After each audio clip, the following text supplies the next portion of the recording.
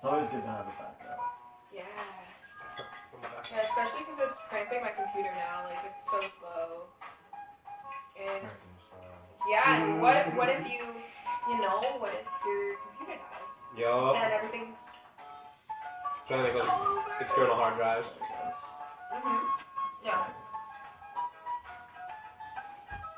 This is so tasty. Yeah, Here we are. Hello. So How's it going, Diane? I smashed two of them like real quick. Remember the day. It's good to see you. See you. Oh. Yeah, hi, how you doing? Great, huh? Alright. There's lots of tasty food in here. I brought more. Oh. Well, here we are. Hello, Facebook world. What are we doing, bud man?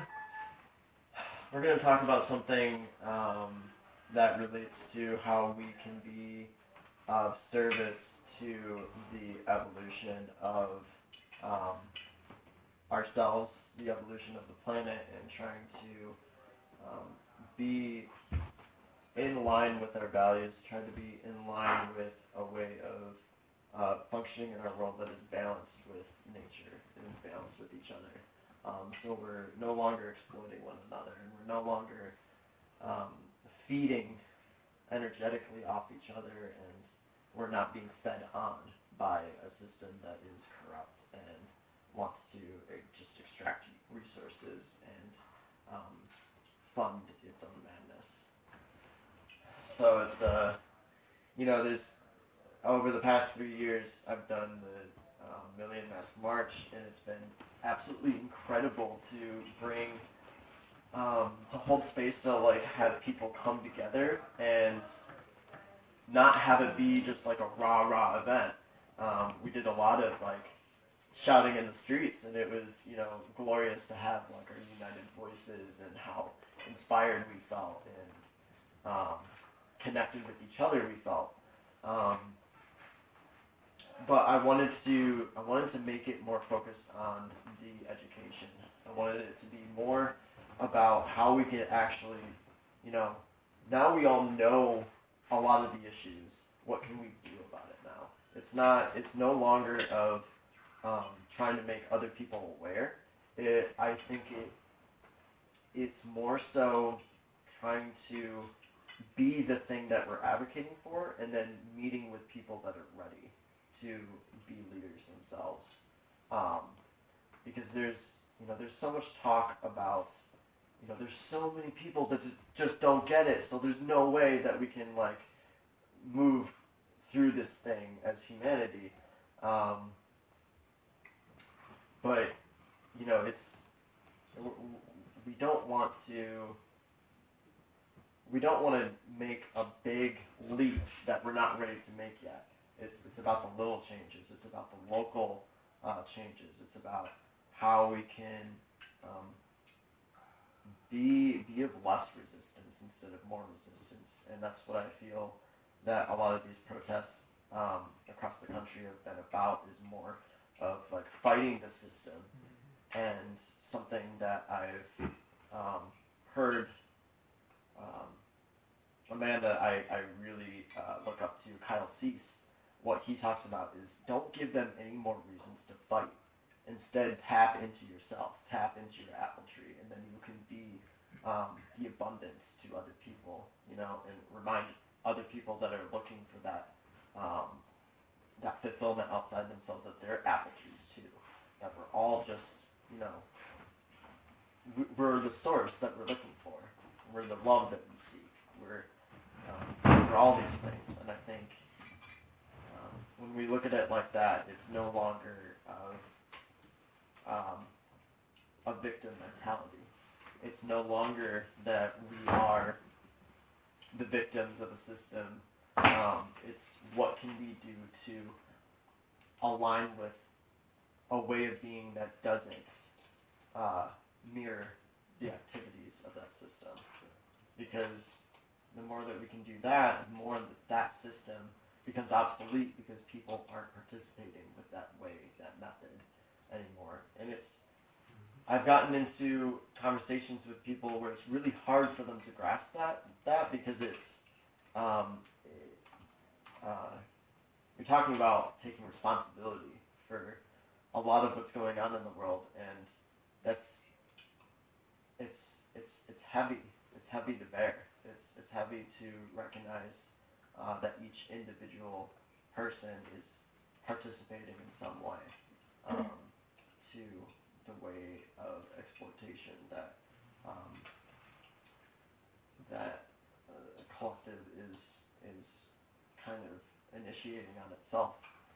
I think a really good way to imagine how your effect could have a greater effect on the world is by, as Angelina had mentioned the other day, is that if each person were able to just be more conscious about the arm span length around them, the things that they can physically touch, the things that they interact with on a daily basis, what they're buying with their money, what products they're using, or the conversations they're having with people, every interaction they have, if you could be conscious about that and change your daily actions, that's one person. You may feel like you're not making a big difference, but if everyone were doing that, then every square foot of this earth would be accounted for each person that's doing it.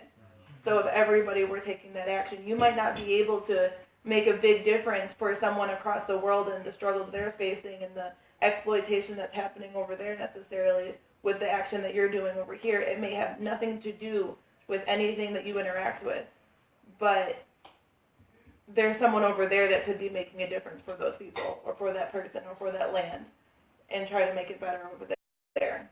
So it might seem like a lot to carry the weight of the world on your shoulders, that you have to make all these changes.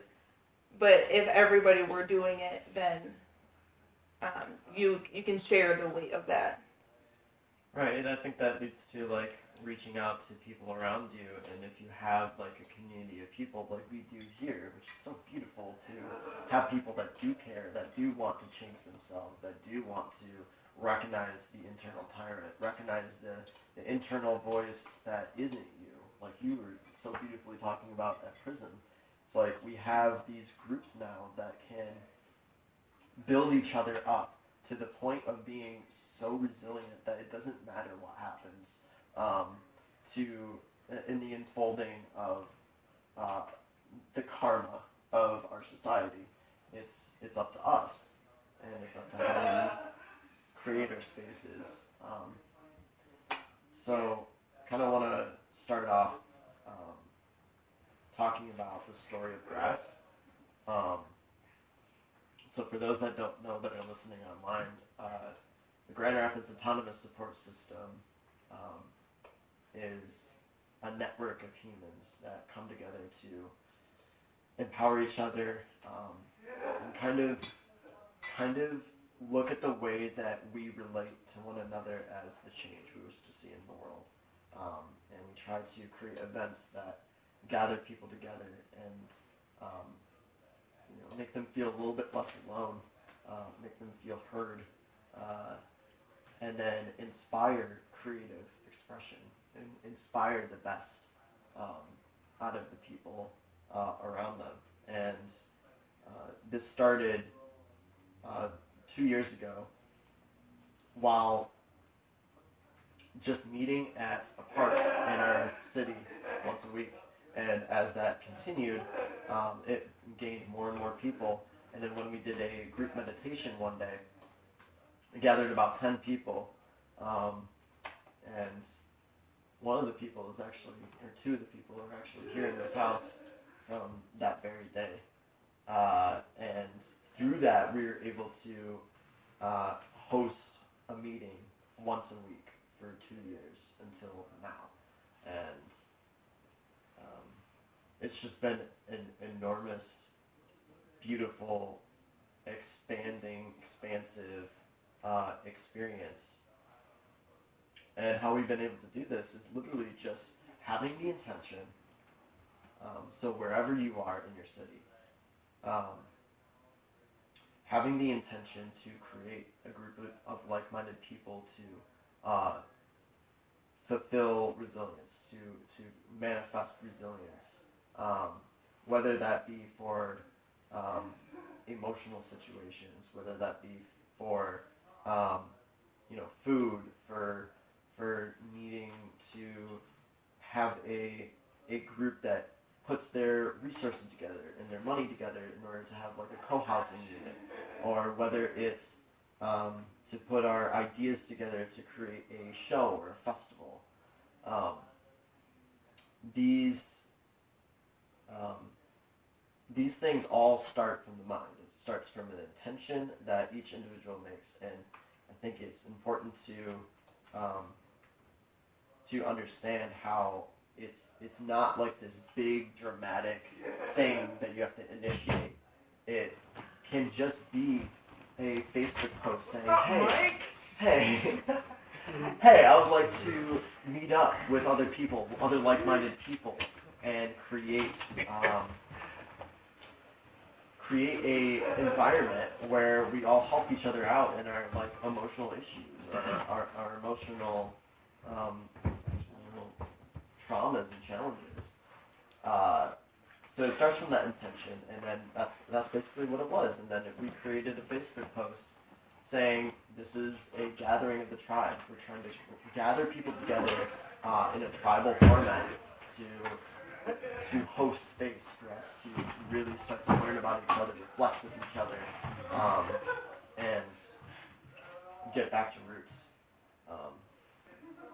So that's really how everything unfolded and everything started. I've been trying since day one to, have a dialogue in place of resilience. The reason why Grass started was to have a resilient community in Grand Rapids for our friends and our family to be able to withstand any storm. And I feel that we've done a really good job of creating connections with one another. We've created so many bonds, and there's been hundreds of people that have come through Grass meetings and Grass spectacles and festivals. And now I think we're at the point of building a system with one another, trading or a bartering or some way of exchange that we can allow for each other to be our safety net. We can have a safety net for anything that comes through. That's huge for this time that we're living in right now. It doesn't take too much research to find out that we're in dire situations when it comes to the financial situation and wars and all that nonsense. So we need to come together as clans, as tribes like this, and help each other out. For sure. Get back to our roots. So what can people do in their own city to start what we have here in Grand Rapids? So one of the things I've gathered from just the experience of Grass starting up here is kind of like what I said before, is that it doesn't take much. It's literally creating the intention and reaching out to neighbors, reaching out to friends, reaching out to family members, and don't get discouraged, because there's a lot of people that don't understand the implications of where our society is at right now. They don't understand, and one of the things that made Grass thrive from the beginning was the formation of a meditation group. When we started doing meditation groups, that's when more people showed up. When you talk about something that can relate to people's lives, that if you talk about the world is like, things are happening in the world that are exploiting one another, and like, what can we do about it? There's like a lot of people that think that's outside themselves, and when you talk about something like meditation or about music or about bringing people together for food Or a documentary night. Then it's something that can gather the minds together, that there's like this layer of resistance when you talk about it in the realest sense of like what you're talking about. And that like prevents people from wanting to join. And that's the point that I got to. And then when we started doing that meditation, that's when grass started. So what I offer is try to gather people together in a gathering where it's not a stretch. You're offering, you're giving, you're giving a gift of food. You're giving a gift of community. You're giving a gift of learning, of documentary nights, of a show. You could do like a potluck or a house show, and that's what I really feel is something that can gather people. Because if you just straight talk about like this is a gathering to change the world, like people don't understand. It doesn't connect. So, and regardless, like it doesn't matter what happens in our society. If we have these gatherings and create this community, everyone's better off. It doesn't matter if collapse is going to happen or isn't going to happen. When we build a resilient community, we're all better off. And that really inspires me. And I don't know if anybody has any questions on there or there that you can see. It'd be cool if we could answer some. Welcome anything, any kind of questions, any kind of statements or things to speak on. Hi.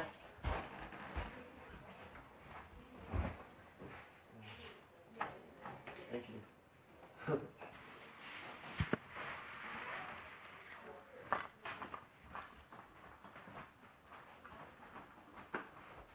It's really exciting for me. I've been wanting to start something like this myself for like a while, and like I said, just like talking about it, didn't really seem to, didn't really seem to hit home with a lot of people. And at the same time, I live right in the middle of like huge like Amish Geren community, and they kind of do their own religious version of this. They don't rely on anybody else, and they all rely on each other for everything they need. It's like horse and buggies all every day by the house. Yeah, they got a market for everything we need. So they share. One farm grows, everything they can. Another one grows a different variety of things, so they can trade amongst themselves. What it comes down to is they don't really have to rely on anybody to produce anything they need.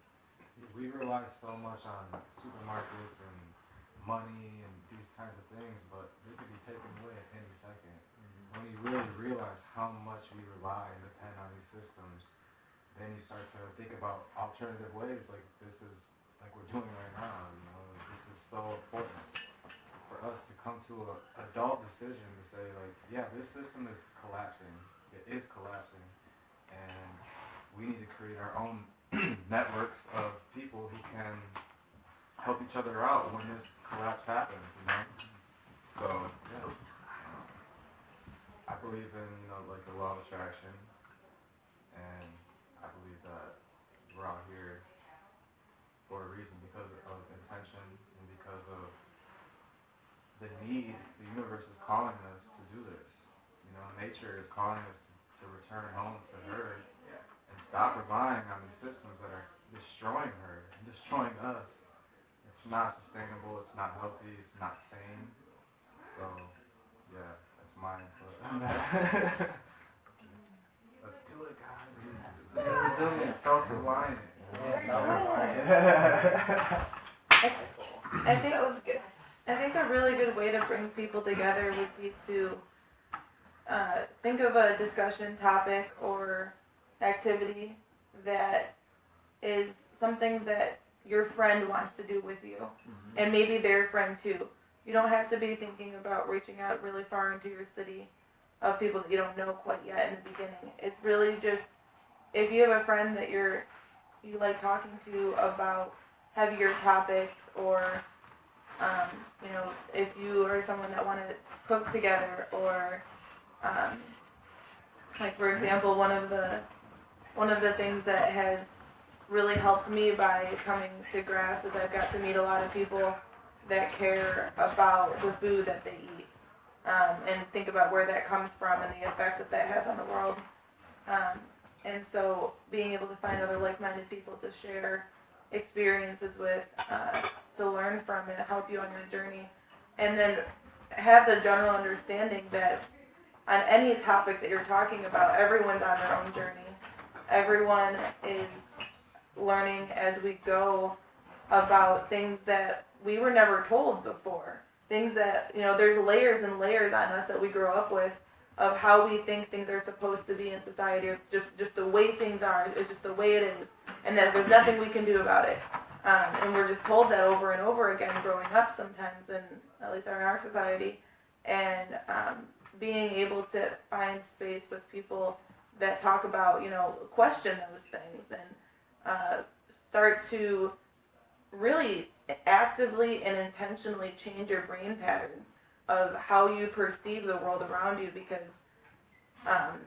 you don't know what you don't know, and as you start learning about things that you don't know, it kind of becomes a catalyst for you to continue to want to learn more about the things that you don't know about, and just understand that the information that you might be gathering and the things you might be starting to care about are someone else may be ahead of you in that realm and behind you in a different realm, and just kind of not judging other people and just really supporting each other and learning about the world around us and how we can actively be that change.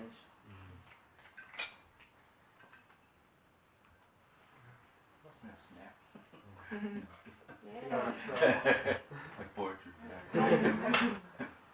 So at this point, I just want to extend gratitude for everyone that showed up today and that wanted to participate in this talk and discussion about changing our world and changing ourselves and changing our communities, because it's about time that we really come together and set intentions and manifest a united tribe, a united group that is working towards freedom. We can do a whole lot on our own, but when we are with other people that are in the same pursuit of freedom and liberation and unlocking the deeper parts of ourselves, we can truly manifest some really cool things. And look what we did last year with Sweetgrass and Sageberry.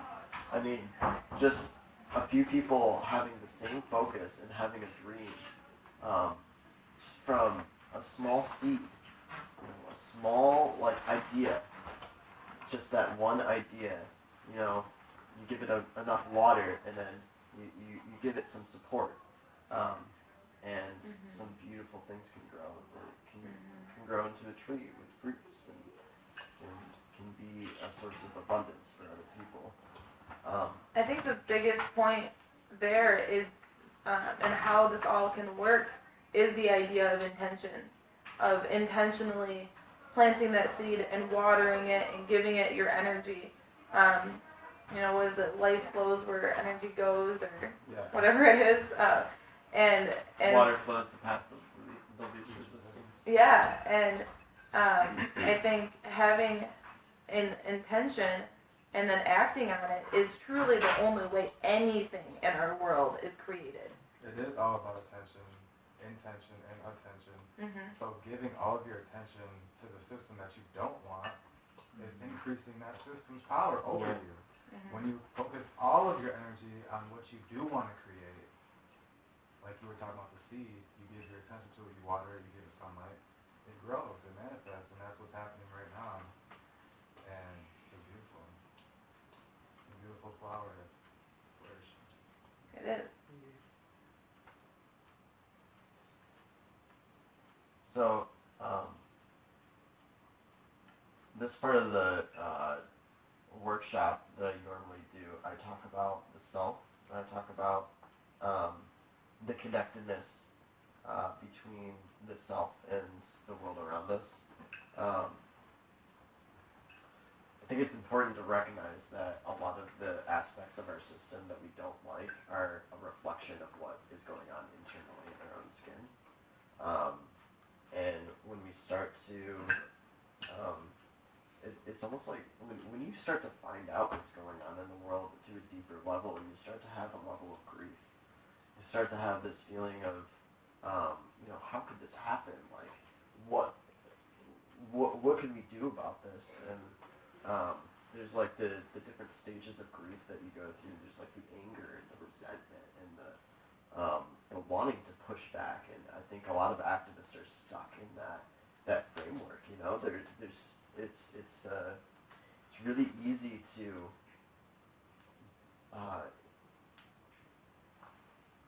be mortified and just want to lash out at that system.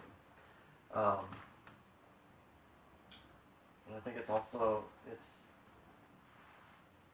important when we feel those feelings to allow them to pass and then recognize what is important, and what is important is the self and self-care, the dealing with the entirety of this situation as a whole. It's not individual parts.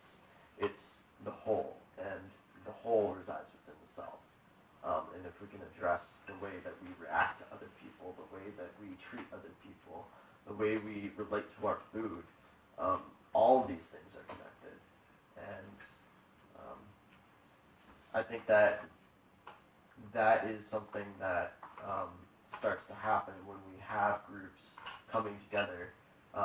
We're more easily able to see the reflection of ourselves in these other people that are trying to change themselves. I So, think that's a great point as yeah. far as the system being a reflection of your internal world, because if you think about it, where are you oppressing yourself? You know, where are you judging yourself and limiting yourself? You know, and then we blame the system for limiting us and poisoning us, but we do it to ourselves. You know, with poisonous thoughts, poisonous actions, poisonous foods, and then we point out in the world and say the world is doing it all to us, but where are we taking responsibility for our own actions? It happens on an individual basis, an individual level. We have to look within ourselves and look at our own actions, our own thoughts, our own deeds. Are we judging our brothers? Are we attacking them? Or are we loving them and accepting them and forgiving them? And because, you know, that's the media and all of that, you know, all that negativity is just a reflection of your internal dialogue, you know. So once you start to change that, you notice the world changes according to your internal dialogue. So if you want to see change out there, it starts in here. And they want you to react with the mind and attack back. But the revolution happens from the heart, you know. You got to move from here to here. And that's really what we're talking about here. Stop being so mind obsessed and live here in your heart space. So when you live here, you never need to attack or want to attack because you're open. You're not trying to protect a little small self that you think you are. You know that you're everything. You know that you are every person that you see. You share the same life force with them, the animals and trees, everything else. When you connect with that, there's no need to fight. There's no need to argue. Just live in peace. I think that's what this is really about.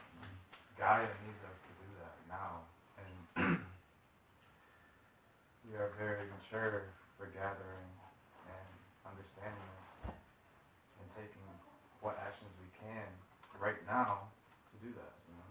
And this is the most productive thing that we can be doing as human beings in this society right now at this very present moment.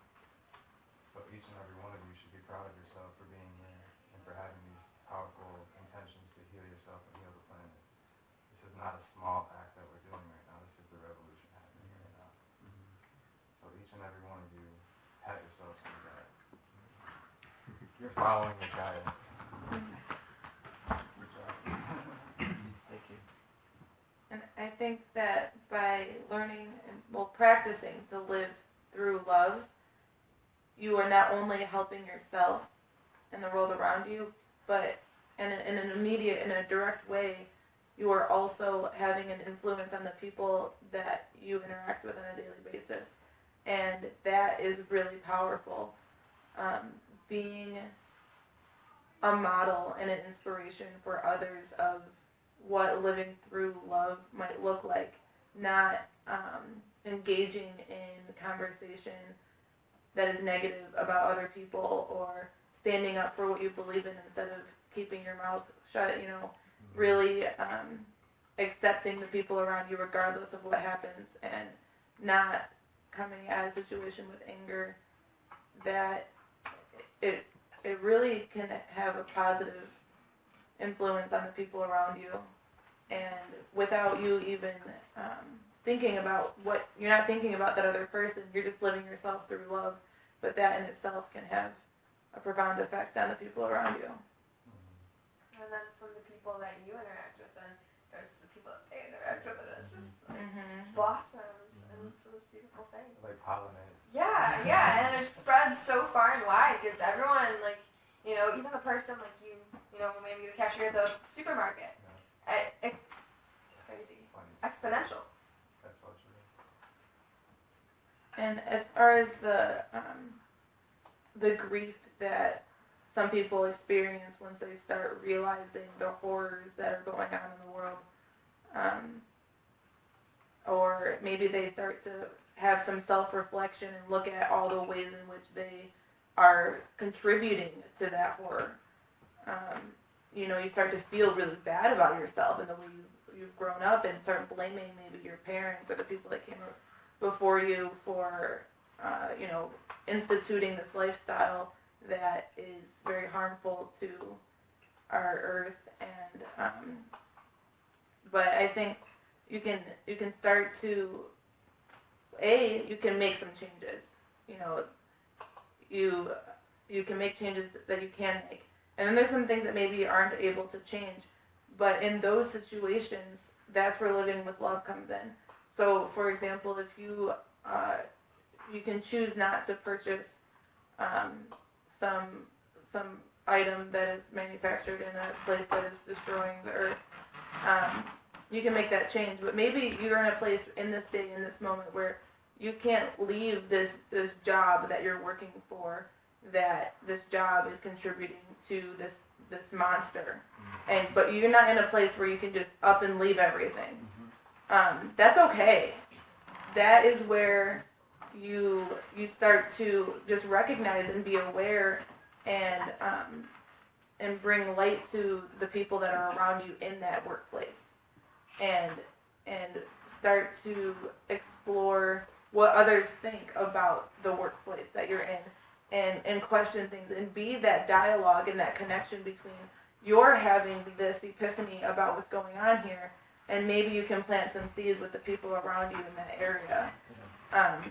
And then eventually, if your intention is there, you will probably grow out of that place, and it'll form into something beautiful.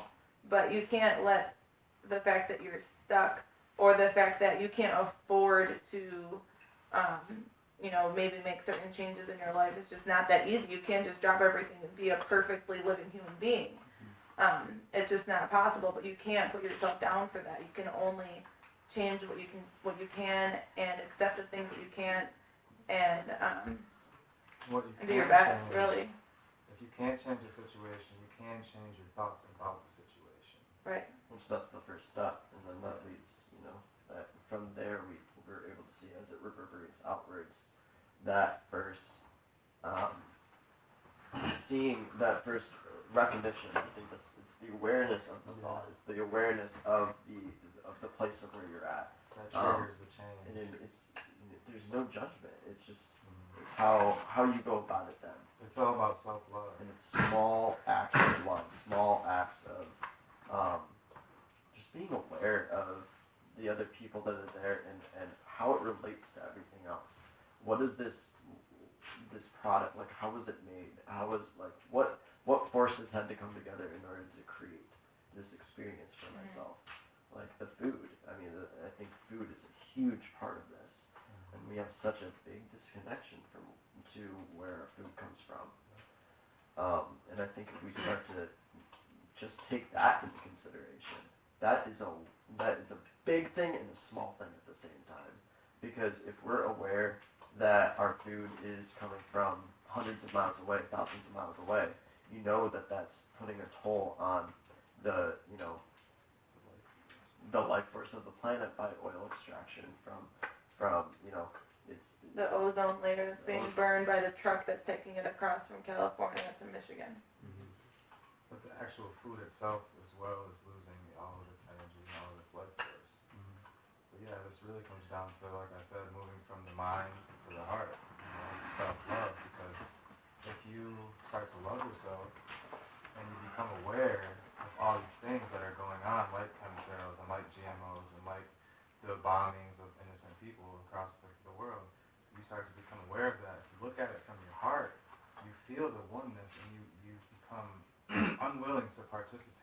longer in contributing to that system. And if you're in your mind, you don't care. You know, you just worry about, do I have what I need? Am I all set? Is my family good? Am I living? Am I going to live? Am I going to survive? Am I going to pay my bills? But once you move past that, you transcend that limited, narrow-mindedness of fear and stress and worry and time and jobs and money and all these false systems that don't really exist in nature. You never see a cat saying, what time is it? I'm going to miss my appointment. Or, you know, worrying about paying the rent. Like it's not a real thing. It's artificial. And once we get back to our roots of who we really are, which is like that movie Avatar. That movie is not false. It's based about a tribe in Africa. We are really like that. We can go connect to a tree if you're in your heart space, and you can listen to what that tree has to tell you, or an animal, or another human being, or your food. When you connect to it like that, then you start to feel compassion and oneness. And when you feel that, you will never hurt another being, and you won't participate in the hurting of our mother, which supplies us and provides us with everything we need. So it's really just about moving out of your thoughts and moving into your heart space, which is peace. So, I just want to play devil's advocate with that allegory there. Please. I mean, cats kill things on almost a daily basis. Nature itself necessitates death. And it seems pretty apparent that without the crutch of society, there's a lot of people that wouldn't make it. And so this talk of moving into a heart space, there's a lot of people that won't respond to this language. And it's people that we need in order to make the transition. But at the same time, we have to be really cognizant of what we're transitioning to. So we have the question on our plate then of, is it as simple as living from the heart, or I don't know, I feel like there's an element of this that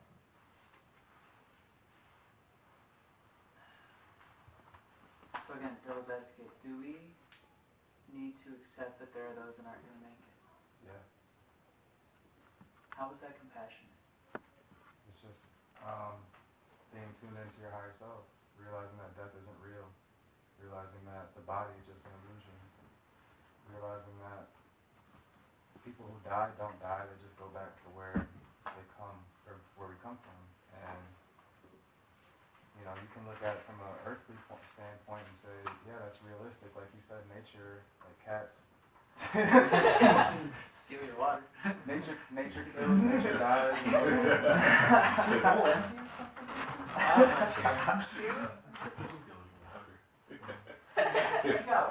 Drinking out of his cup? Yeah, but it was too low, so she dipped her paw in it and That's just a reached very simplistic way of putting it, is moving from here to here. That's all I'm saying. I can go way deeper into it, but that's just like the surface way of saying it. And not everybody is going to come along for the ride. It's prophesized over and over throughout history that there's going to be a mass extinction of people, of human beings, of everything, you know, and that's something we do need to come to accept, that we're all going to leave when it's our time, and we have karma from past lives. We have intentions from before life, before we came into these bodies. And, you know, if you have an intention of living a long life on planet Earth, then you will. But if you have intentions to leave early, then you will. That's what I feel. I feel like most people generally have an intention to live a long life. I'm not talking about consciously. Of course, everybody wants to survive. We all have survival instincts. I'm talking about from a soul level. Before we incarnate, we decide when we want to leave. I feel like that still doesn't hit to the point of what he was saying, as far as people don't really, if people aren't into that way of talking about it or understanding it, then it won't resonate with them. Right, and I was speaking to the ones who it would resonate with. And the other ones, I can't, if they don't hear me, I can't speak to them. I can talk all day about, you know, like, whatever, but if they don't want to hear it, then there's nothing I can do to make them, to force them to understand it.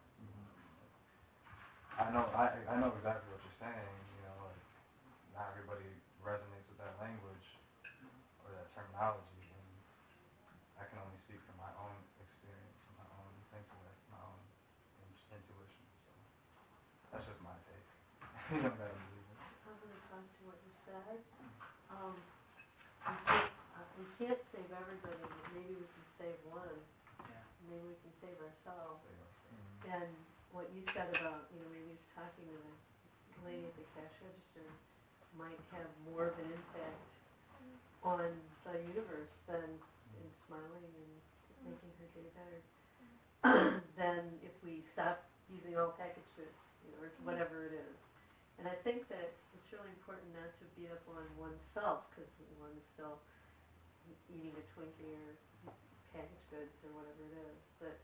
That compassion has to extend to all of us. But we're not responsible for saving every single person.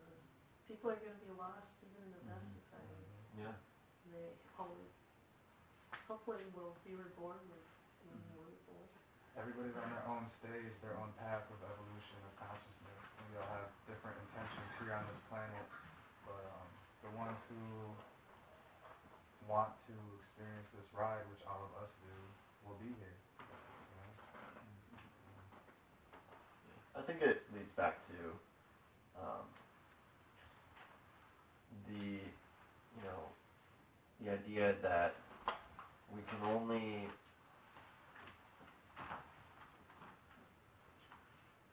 it's not about trying to advocate a way of being that like all people can fit under. It's not about creating like this mass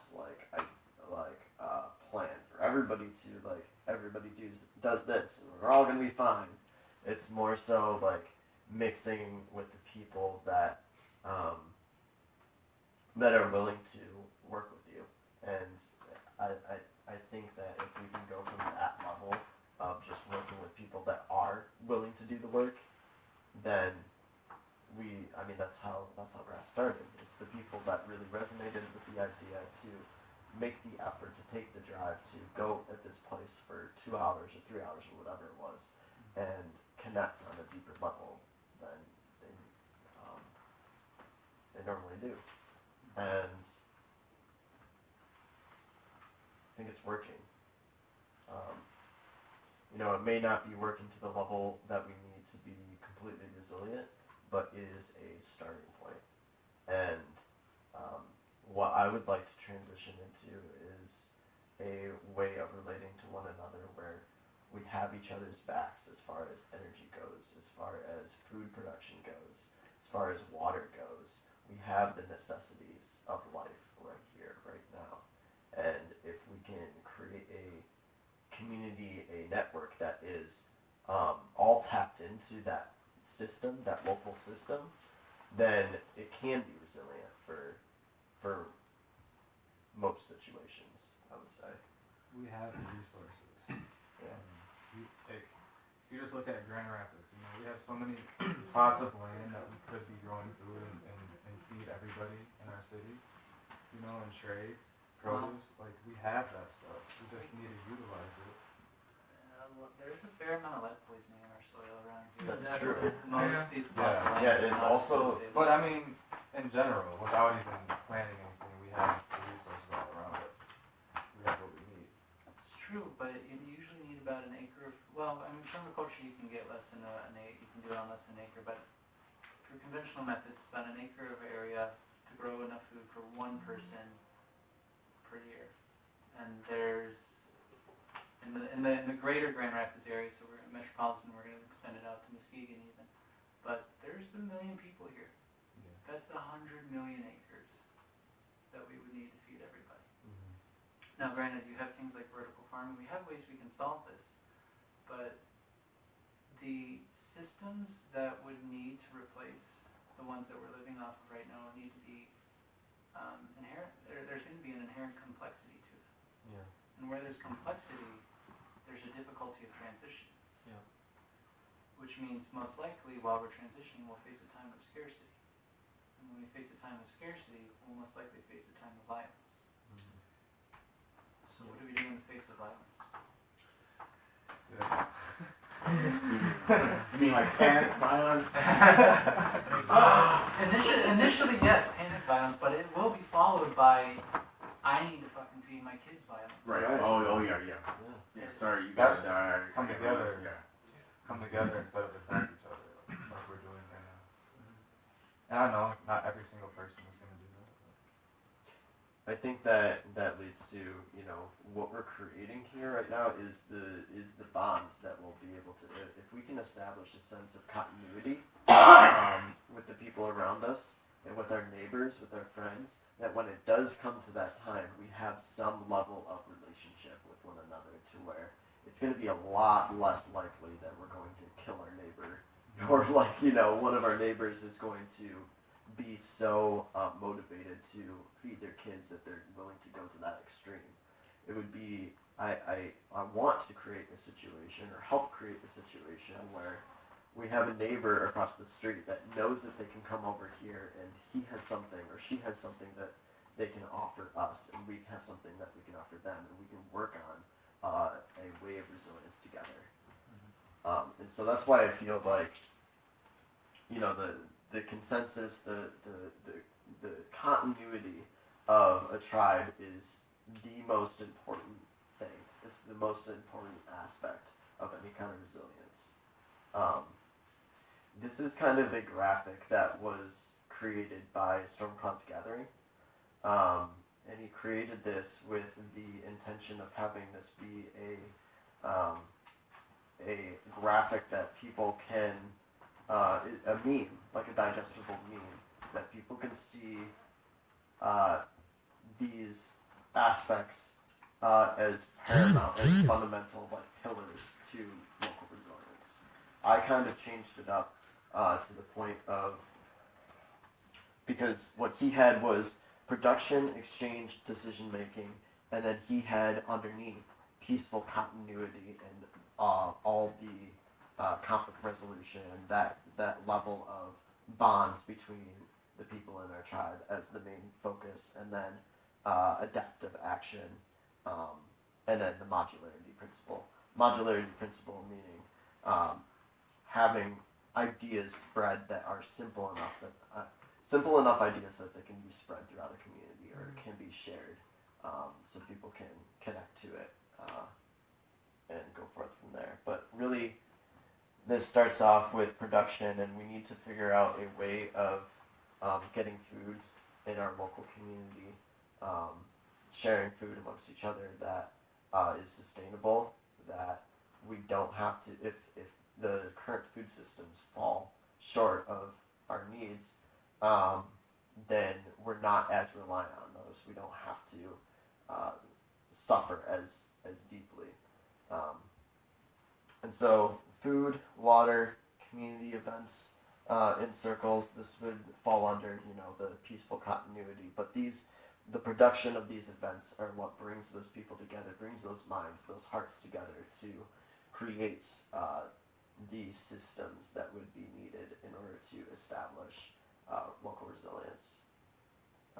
That includes art and music. We've done house shows here before, which have gathered more people into our tribe. And I think, you know, the more that we start reaching out to our immediate neighbors around us, I think that is a more local level than someone that you connect with across the city. You know, it's nice to have that connection, but if you're not connecting with the neighbors right where you are, then, you know, I feel like those connections are going to be more, almost more important when things go down, because they're the ones that are closest to you. It's like, would you want to live in a household where your roommates are, you know, not informed that there's going to be something coming, you know, or or not informed that there's just like something going on in the house. Like you want them to know that there's something going on, so they're aware, so they can make plans around that. Same thing with the neighbors around us. If we don't have a connection to those neighbors, then when things go down, you don't know if you can rely on those people. You don't know if you can have a connection for those, with those people in the case of any situation. So yeah, I think production is the first step. Is past continuity, past building. You first started gathering people together. You're starting to build bonds with one another. You have this group that's been meeting consistently once a week or twice a week or once a month, and then you're now it's about like focusing on like how can we bring these larger systems to a state of being obsolete by focusing locally how we can grow our own food or reach out to people that do grow food.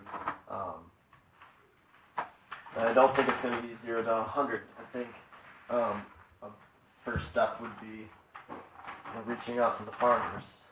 If we can all get our food from the farmers market and from the farmers around us, that's a great first step. That's huge.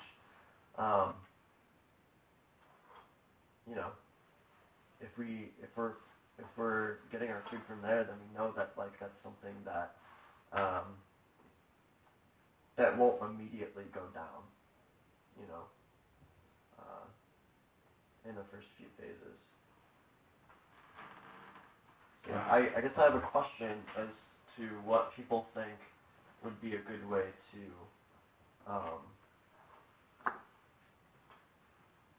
create a local food system that can sustain us if these larger systems aren't functioning as they normally do. Start growing weeds. Weeds? Yeah, there's edible weeds that grow up fast and they're annoying to get rid of, but they're edible, so. Nice. And getting into contact with the farmers around us. I think that's a big part. Learning foraging skills, like just having like a thick book of everything within, maybe the state and a few others, like of our region, and, in case like the internet does go down too, you have something to look at, you have something to read, you have something portable, because I think that would be a very viable thing if you can't, like in a moment of scarcity. Because it takes a little bit to grow some food, so you're going to need something. You're going to need a move to... So, that phone died. That phone died? Yeah. Okay. Sorry. That's okay. Store some dry goods too. No disrespect to this group. I hear everything you guys are saying, but I probably lived a lot longer than a lot of you guys. I refuse to live my life in panic. And it compares me to, this is no different than every other, not tribe, but religion that seeks the same thing. Let's hang on to ours, forget about the others in some ways, but not, well, there's Christians right now trying to, I had lived with people who were gathering, and the statement that was made to me by the person I lived with, what's going to happen when it goes down? Are you going to be for us, or we're going to have to shoot you? So, It's not what you're saying. what? No, I'm not just saying, I know you're not saying that.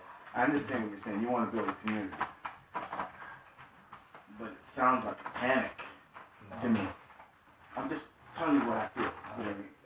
You can clearly tell me what you feel, but that's what I feel. And so, if it's time for me to ascend to the next, so be it. But I will do my best to to share the love that I want to receive. The love that I want to see in others. It's not going to be seen if I'm like this. Because they won't see it. and you're not gonna show it if you're like this. So that's all I have to say. Thank you. Yeah, I think it's so hard to talk about this subject without promoting fear or without like having some kind of ingrained fear. I think there's a difference between acting because you're panicked or acting because you simply want to prepare yourself. Yeah. I mean, why do we prepare the things that we do on a daily basis as a ritual?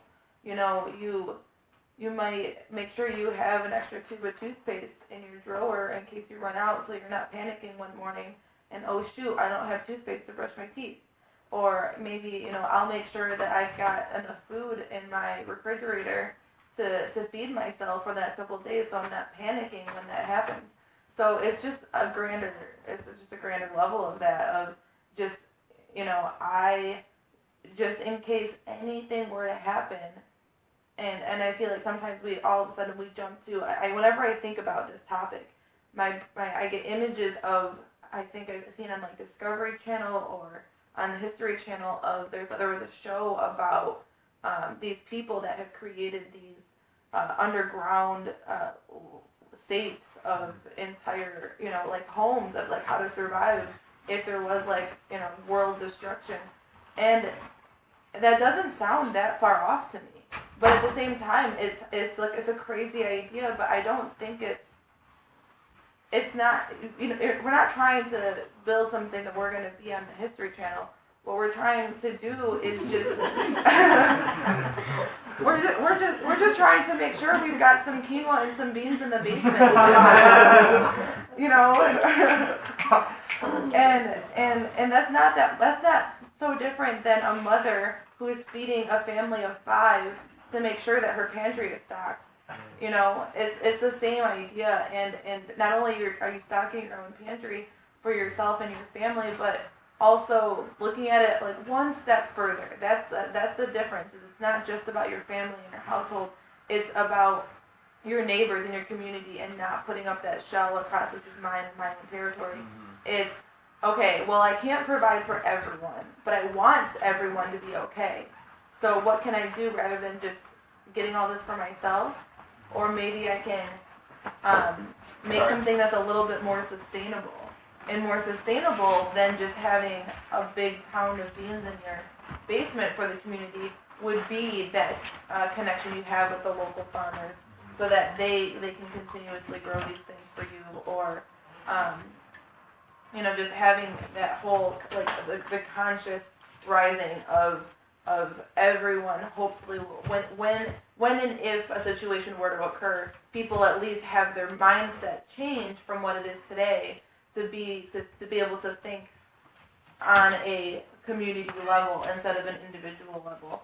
And in that, so if it were to happen today, where, you know, all of a sudden, you know, all of the department stores were raged with, or everybody took out all the processed food and we were left with nothing, yeah, there would be violence, and a lot of people would be holding stuff for themselves. But if there were more people that thought about their neighbor as well as themselves, then, you know, that would go around, and that would, you know, be a little bit more of a sustainable, nice way to go about it.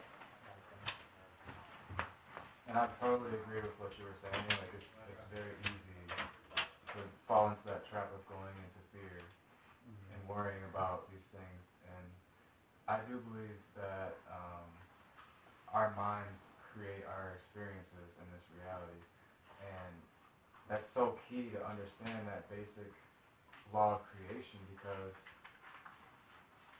then you realize that, you know, if you sit here in this present moment and you focus on all the possibilities that could go wrong, and you worry and you focus on that, then you can create it more. But if you understand that, you know, you have a level of maturity of looking at the situation as it is presented to you right now, and the way that it's going, and you can sense that it's not sustainable, and taking a logical approach to that. But it's so key, what you said, that is the main thing, is to get these things right, get our minds, get our thoughts right, in alignment with love. In alignment with love and not with fear. Because if you go into fear, we miss the stuff happens when the system collapses, which I feel like it is, which I think is a great thing. I want the system to collapse. This is a system based on not healthy ideas. So when it does collapse, we need to prepare ourselves now, mentally, more than anything else, to not go into fear, because that's what our minds automatically do. And they program our minds in a certain way, and they plant seeds of fear, and they water those seeds of fear that they plant into us. And they know what buttons to push. They know that they need to make us freak out about natural disasters, because that will send us into fear, which will feed the system of fear. Thank you. Almost if we're making these changes, like, growing your own food, doing all these things, then it's like when the system does collapse, it like wouldn't really affect us. So it's like, That's like, ideal.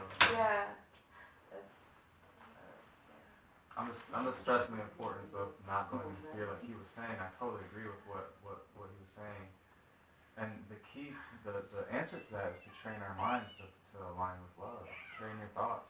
Don't let your thoughts go down that line of, oh my gosh, what if this happens? What if that happens? That's going to contribute to that happening. It's important to focus on what you want, to bring it back around to what we were saying in the beginning. Focus on what you want to create, and don't focus on what you're afraid of.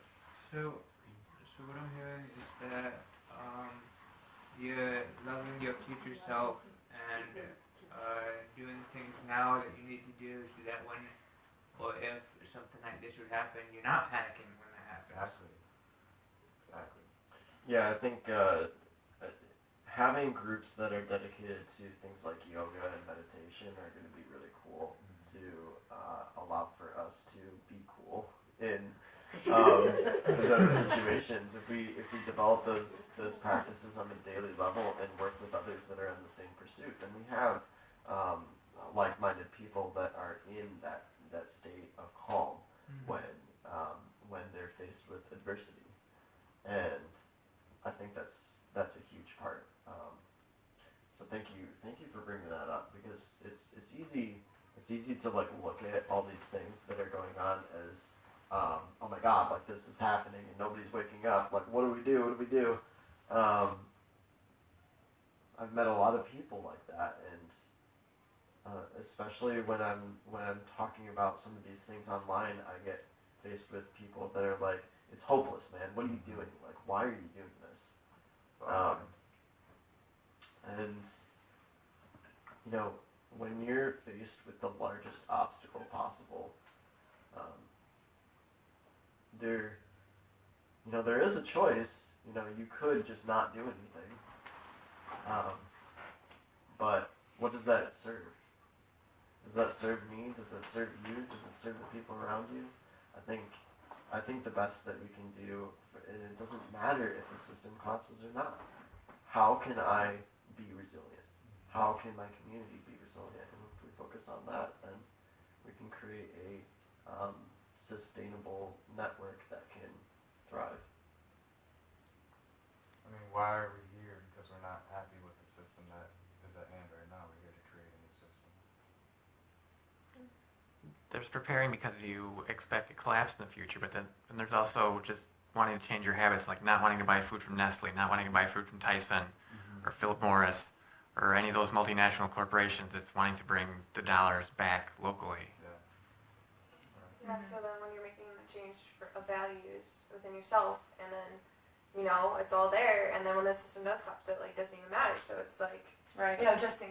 It's not like, just in case if the system does collapse, it's like, well, I'd want to be really making these decisions anyways.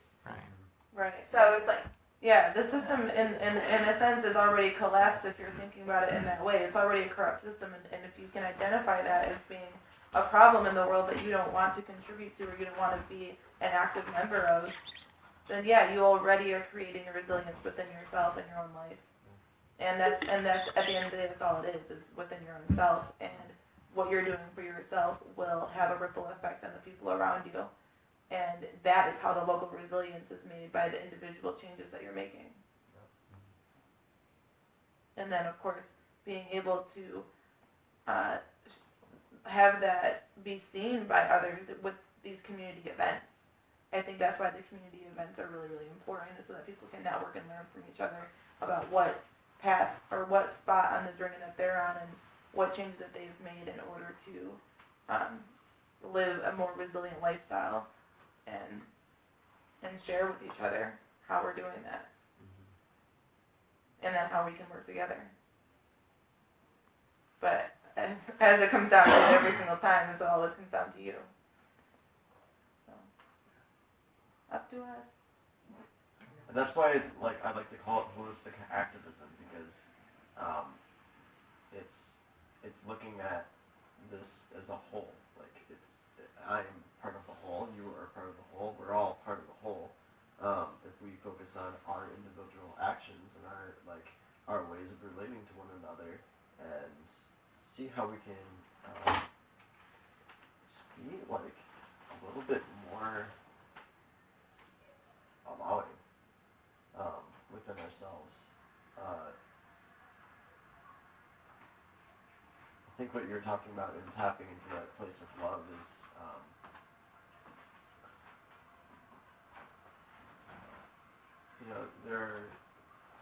there are traumas in each one of us, and if we can be quiet enough to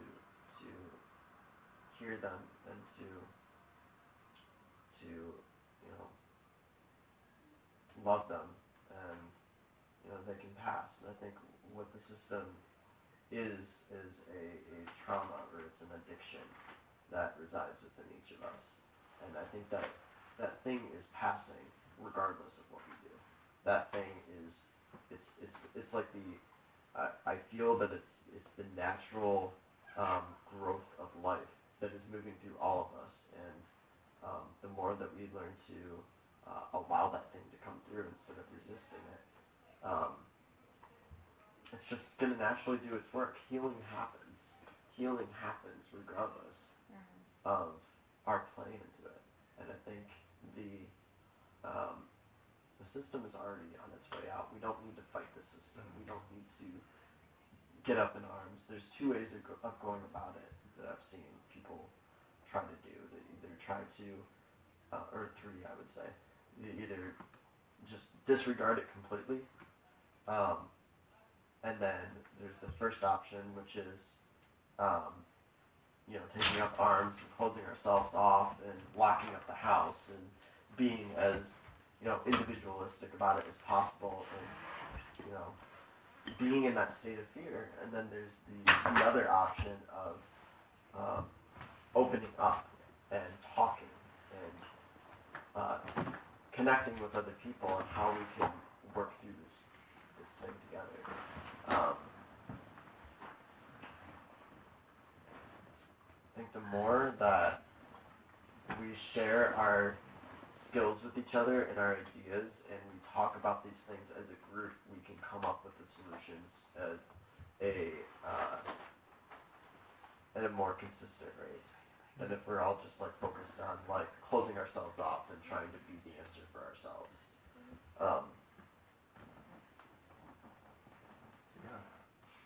That is. I'm really appreciative of all the different flows of consciousness that everybody plugged into, because all of it is relevant. All of it is it's this space that brings forth all these unconscious meanderings of what is going on in our society. And now we're, by bringing it all together, all of it is kind of being it's kind of flooding out, because there's so many ideas of collapse isn't going to happen, we don't need to do anything, and that's coming through. And we just need to focus on ourselves and not give a fuck about anybody else, that's coming through. We need to do everything in our power right now, that's coming through. And the fear way, the allowance way, it's all coming through. And I think all of it coming through is sharing more perspective to be able to find a common ground, to be able to find a common thread that we can relate with. And as we can find that common thread with each other, we can participate with our intentions to manifest a way for us to thrive together. And I think that's one of the biggest things that this is advocating. I think we're trying to do that here in Grand Rapids, and I think that's possible elsewhere. I think if it can happen here, it can happen a lot of other places. Maybe not everywhere, but it can be the inspiration for other cities to start linking up with other like minds, and figuring out these things together. I think it's important to, I think it's really important to sometimes take a big step back and look at it from a cosmic point of view. You know, there's trillions and trillions of stars and planets in the universe. And really it's like the microcosm, macrocosm thing. Like, we're our own universe, you know, within itself. But you could look at the Earth as like a cell, and when a cell or a body has a virus, which this system is, it's a virus, it heals itself. It gets rid of that virus. And I feel like from a cosmic point of view, our little human selves don't really have that much of a say. We do have a large say, but we don't. It's a paradox, but on an individual basis, we can take steps to reduce our waste and reduce our pollution and do all these things, which is necessary. But from a grander, larger point of view, the Earth is cleansing herself. This science proves that her vibration is actually going up, and she's a self-healing mechanism, just like our bodies are self-healing when you let them be, and let them do their thing. And it's the same thing with the Earth. I just wanted to put that out there, just to take a step back. You know? That makes me think of the natural disasters that happen and how it reminds me of like a scab on my toe. Exactly. You know, it might look like an ugly wound at one point, but it's really a form of healing. Exactly. But cells are always dying and being reborn and healing.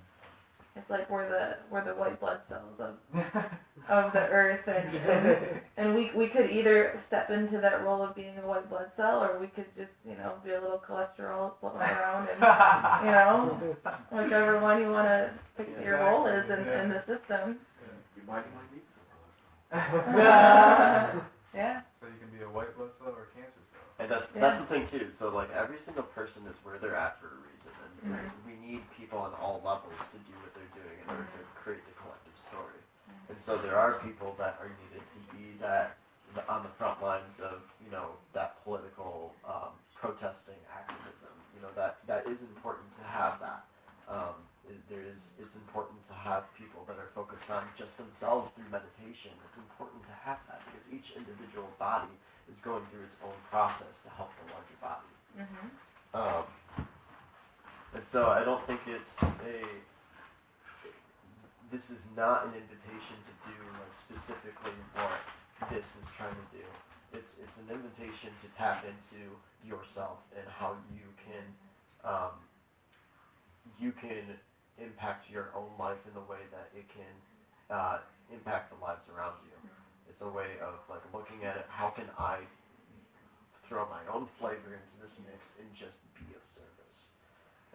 There's two ways of going about it. There's locking yourself away and not like wanting to look at it, or there's addressing it. And addressing it within the self and addressing it within the community in which you live. And the first step of any kind of change is awareness, and that's why these types of discussions are really important, to bring these types of things to the forefront of our minds, to spark that awareness. Conversation is the first step.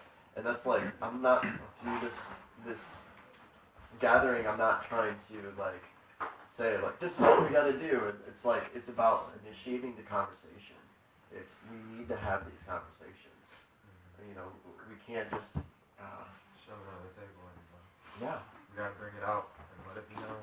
I mean, we've been needing to have these conversations for a long time, And we're not the But only it's- ones that are doing it either. Oh yeah. And I think that's the other thing to remember is this isn't some new idea that this group of people in this living room right now are just not thinking of. Yeah. You know, this is something that's been thought of from our ancestors eons and eons ago, and something that we're just spreading the story. We're just making sure the legend of the story of what we believe is the way to nurture our earth. You know, that's just us, you know, passing along the story to ourselves, to our friends, to our neighbors, to our kids. We're just continuing that story of what we've learned from our ancestors. And this is the same information that they were talking about around their fires, and how they can, you know, become one with nature. And we're really disconnected from that. And so really it's like we're playing telephone. And that story is it's lost its weight for a lot of people. A lot of people don't even know it anymore. And that's part of the problem. So that's why talking about this type of thing is important, to keep that story alive and well and going. And that may only be the part that we're playing in it, but at least we're partaking in that part of it and passing it along, and with other people that are also doing it as well, and people in different positions, people that don't look like us, don't live where we live. You know, they might have the same ideas in a completely different way that is necessary for the whole system, like you were saying, the different parts. So, you know, being an example of what we can do in our community is just one piece of it.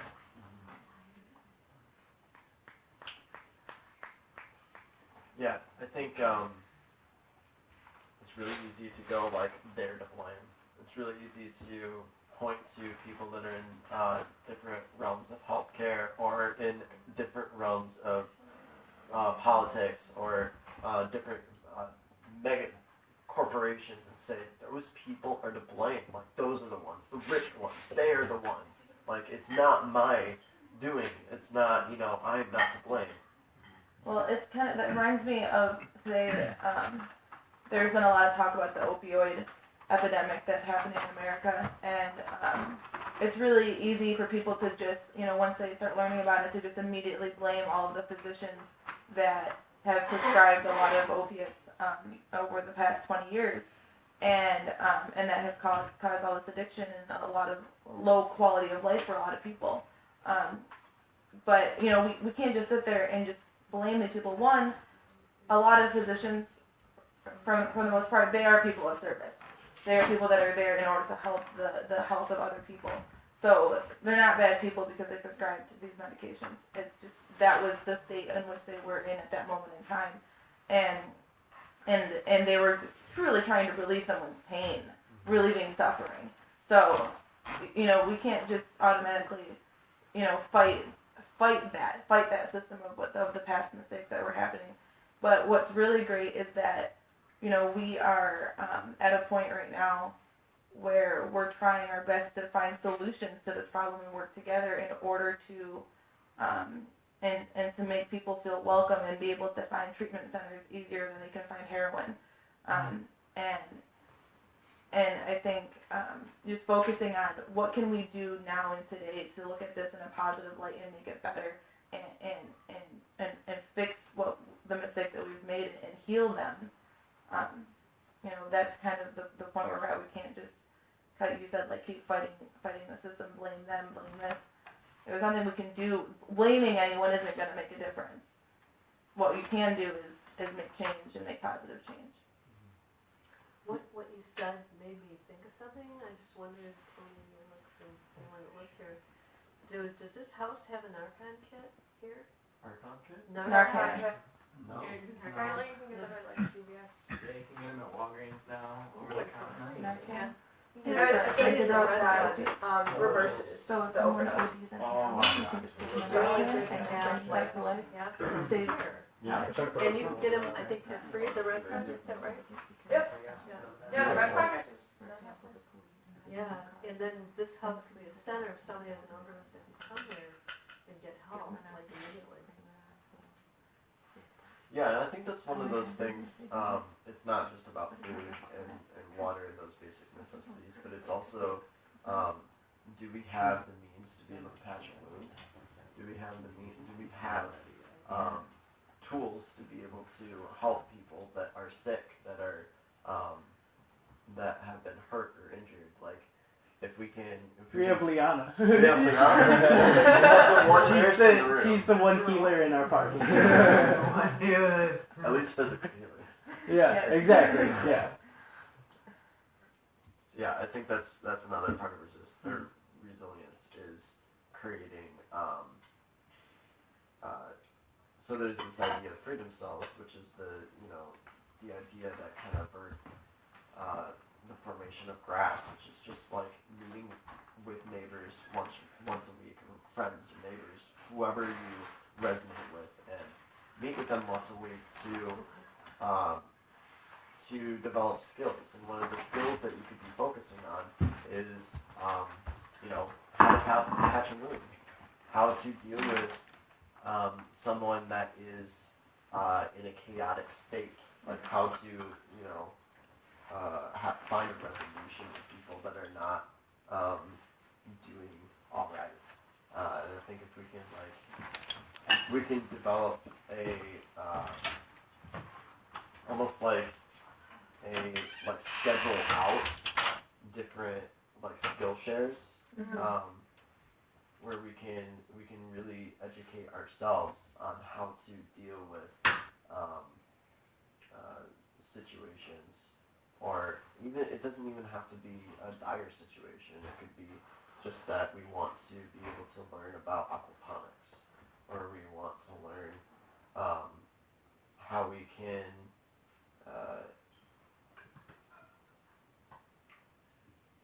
is what skills that you can share in everyday life even. I think just the idea of skill sharing is kind of the first step before.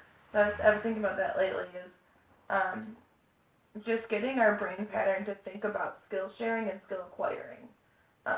And then from that point, then we'll be able to easily transition into constantly having skill sharing events. And not even a specific event, it can be just two people hanging out. Hey, this came up in conversation. Do you want to go practice this with me? Yeah.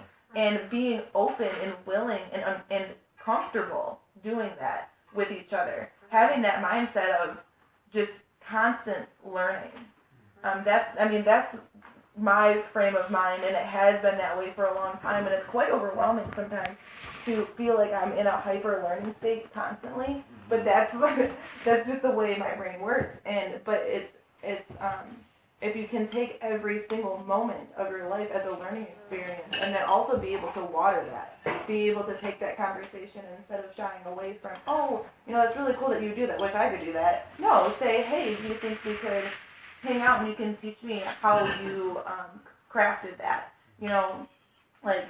Jesse just came over and helped me to build a shelf in my bedroom out of wood, and we did everything. We cut the wood, and I've never personally built something with my hands before, and it was amazing to see this pile of wood go into this beautiful shelf that is now on my wall, and that was a really fun experience too, and just having that culture of skill sharing that's constant of. Whether it's a planned event or just with the friends and family, especially people that are older than you, going to those experts, people that have that life experience under their belt, and being able to learn from them. And of course, learning things that are in alignment with your values, I think is really important. So we can talk about all these different things that we want to learn, but really it's just first changing that mindset, that mind pattern of wanting to learn and wanting to share the knowledge that you have with the people around you. Something I brought up to Angelina and Bree was I don't know how I came up with, I know we talked before about the skill sharing spectacle, but I was thinking, I kind of want skill sharing to be more of a frequent thing. So I was like, at the end of the month, potlucks, why don't we skill share? But I feel like we should almost I would like to, I'm in the hyperactive state, same as you. Mm-hmm. And I don't know,